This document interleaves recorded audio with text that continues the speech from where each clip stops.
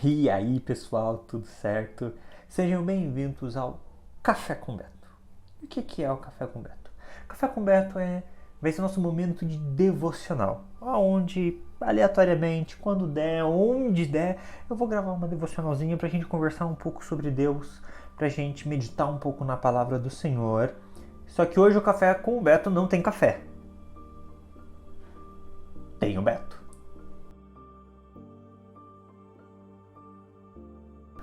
O que eu quero pensar hoje um pouco é em Mateus 10, versículo 34 a 39. Jesus está ali conversando, ensinando. Eu acho muito interessante que Jesus vem com uma mensagem muito clara sobre o reino de Deus. Eu vejo que um dos principais pontos do ministério de Jesus era definir o reino. Porque o judeu tinha uma ideia de salvação, de reino muito fora do que o que Jesus queria ou pretendia, ou do que é o reino de Deus efetivamente. Então, Jesus tinha essa necessidade do que? De alinhar qual que é o reino. O que é o reino? Não é isso que vocês estão pensando. Não, o reino é isso aqui. Havendo essa necessidade, muitas das coisas que Jesus falava, muitas das parábolas que ele ensinava, elas vinham nesse pensamento, né? O reino é como? Porque o reino é, porque os últimos serão os primeiros, e no reino isso, e no reino aquilo. E o reino de Deus, ele sempre quebra muito as nossas expectativas, porque ele não funciona como nós achamos que ele funcionaria, nós, os seres humanos normais, nossa vida hoje em dia, né, capitalista, onde o dinheiro é muito importante, onde as prioridades são sempre materiais. Os judeus tinham algo parecido, então a salvação para eles era física, um reino físico. O Messias ia ser alguém que viria e salvaria, libertaria eles de Roma. E aí Jesus chega ali no versículo 34 e ele fala: não achem que eu vim trazer a paz. Eu não vim trazer a paz. Eu vim trazer espada. E é muito interessante essa quebra de expectativa que ele faz. Eles achavam que era uma coisa e Jesus chega e fala assim, ó, é outra. Por quê? Porque não é sobre paz. É sobre conflito. Que conflito? O conflito de prioridade na sua vida. Essa é a leitura que eu quero fazer dessa passagem hoje.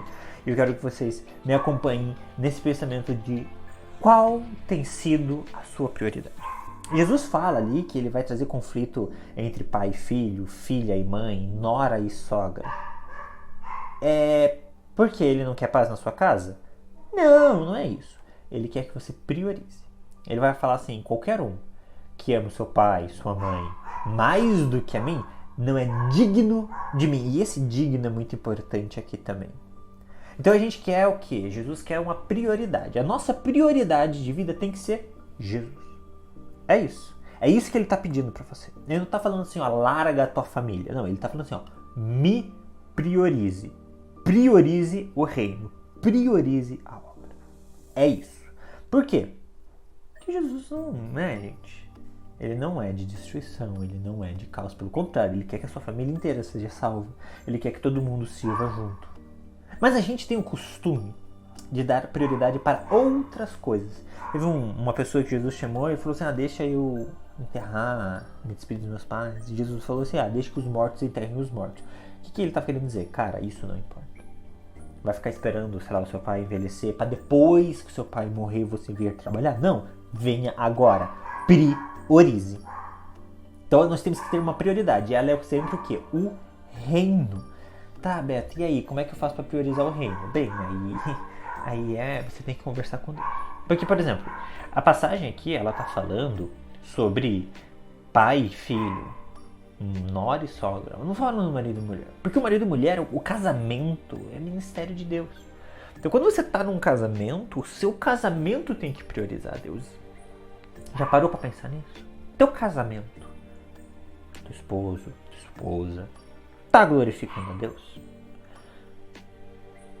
Quando eu tava lá no meu namoro, noivado, tudo mais, eu e minha esposa, nós fomos instruídos ao triângulo. É um triângulo, relacionamento do casal. Então a gente tem aqui nas bases do triângulo aqui, o homem e a mulher. E vejam, o homem e a mulher nessa base, eles não estão próximos, eles estão distantes, porque é um triângulo, a base do triângulo ela é larga. Conforme o homem e a mulher se aproximam de Deus, que está no topo desse triângulo, eles se aproximam um do outro. Eu gosto muito desse pensamento de que o homem e a mulher só vão ter verdadeiro relacionamento de casal um com o outro se Deus for em primeiro lugar dentro desse casamento. Veja, priorizar Deus no casamento unifica o casal. Calvino falava que o homem não pode conhecer a Deus sem se conhecer, ao mesmo tempo que o homem não consegue se conhecer sem estar a conhecer a Deus.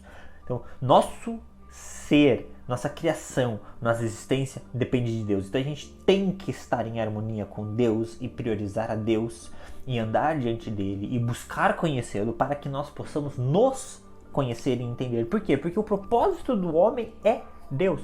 Se a gente for parar para olhar para essa vida que a gente tem, cara, é só destruição, é só tristeza, é só complicação.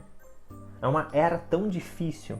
Então o que a gente tem que fazer? A gente tem que fazer isso, a gente tem que olhar para Deus, para encontrar o que? O nosso propósito aqui. E aí eu vou olhar para Deus e eu vou entender para que eu sirvo. Para adorar Ele, para servir a Ele. E aí eu vou encontrar meu propósito. Encontrando o meu propósito, a vida deixa de ser vazia. E aí eu vou conseguir, por exemplo, no meu casamento, não buscar minha felicidade no outro, mas através da minha felicidade em Deus e da felicidade do outro em Deus, seja minha esposa ou meu marido, eu serei completo. E completo, eu completarei ele e completarei ela, e aí haverá harmonia. Então veja, o que eu estou querendo dizer aqui? Priorizar a Deus, encontrar paz. Não estou falando que vai ser fácil. Ah, não vou ter mais problema então. Não, não é isso. A gente vai ter problema. Mas a gente vai ter paz. E mesmo diante do problema, mesmo diante da dificuldade, um coração voltado para Deus, priorizado em Deus, é um coração que vai encontrar paz em meio à tempestade. E sim, a felicidade. Vai encontrar. Mais adiante, no versículo 38, Jesus fala, ó, quem não carregar a própria cruz não é digno de mim. Novamente ele fala digno de mim. O que significa ser digno de Jesus? Não é merecedor. Salvação não é por merecimento. Nunca. Salvação pela fé. Mas o que é ser digno de Jesus? É priorizar Ele, Ele vai priorizar a gente. Ser digno aqui é fazer valer. Da mesma forma que Jesus se entrega integralmente, a gente também se entrega integralmente. É uma via de mão dupla. Como é que Jesus vai se entregar 100% e eu só 10%? Tá errado. Tá errado. Ah, significa que eu vou perder a salvação? Ou... Não é isso. Não tô falando de salvação. Tô falando de ser digno. De fazer o sacrifício de Jesus valer. Ele se sacrificou por nós e às vezes a gente parece que simplesmente ignora isso. Que a gente simplesmente vive como se o sacrifício não tivesse sido feito ou como se ele fosse, é só um sacrifício, eu peço perdão que tá tudo bem. Não. É a coisa mais importante que a gente tem na vida, esse sacrifício. A gente só tá vivo por causa dele. Então a gente tem que priorizar esse relacionamento com Deus na nossa vida pessoal, na nossa vida amorosa ali, no nosso relacionamento.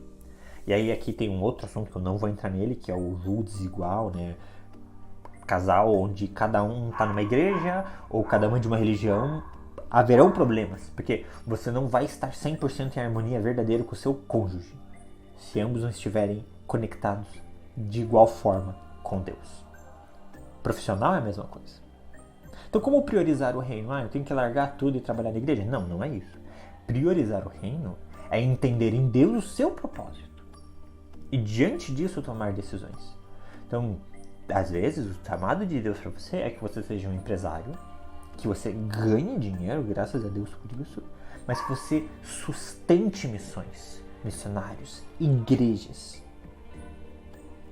A igreja precisa de sustento. Às vezes o teu chamado é esse. Esse é o teu propósito, quem sabe? Às vezes o teu propósito não. É diminuir essa carga de trabalho que você está tendo hoje e focar na igreja local que você serve.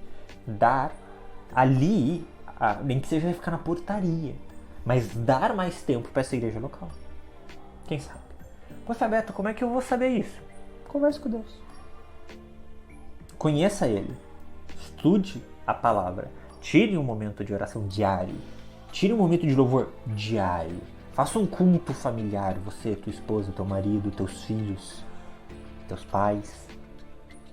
Se coloque diante de Deus diariamente. E aí Deus vai revelando. Ele vai falar no meu ouvido? Talvez. Quem sabe? Talvez não. Talvez o Espírito somente testifique no seu coração. E aí quando você vê aquele pastor que vai lá domingo, ele fala assim, gente, a gente está precisando de voluntários. O Espírito Santo vai fazer arder no seu coração essa vontade de ser um voluntário. E aí tua vida, tuas ações, elas começam a se alinhar. E aí você vai fazer o quê? Putz, para eu poder fazer esse voluntariado, eu vou ter que abrir mão disso daqui. Mas daí você vai falar assim, não, mas eu quero tanto, vai valer a pena. E aí você começa a abrir mão de coisas da sua vida humana, da sua vida carnal. E aí você vai carregando a sua cruz e sacrificando o seu humano, a sua carne, os seus desejos. E aí você vai servindo mais, e aí você vai entregando mais, e aí você entrega a cruz. Aí você carrega ela. E aí você é digno de Jesus. Porque assim como ele sacrificou, você também está sacrificando. E você está se entregando. E eu te garanto a recompensa, a satisfação de se sacrificar para Deus e para o reino e de ter um relacionamento com Ele é sempre maior, superior e muito melhor do que qualquer coisa da terra pode oferecer para a gente. Para 2023, essa é a minha proposta. Vamos priorizar o nosso relacionamento com Deus, a nossa entrega a Ele e buscar o nosso propósito em Deus. Um ótimo fim de ano para você. Um beijo e um queijo.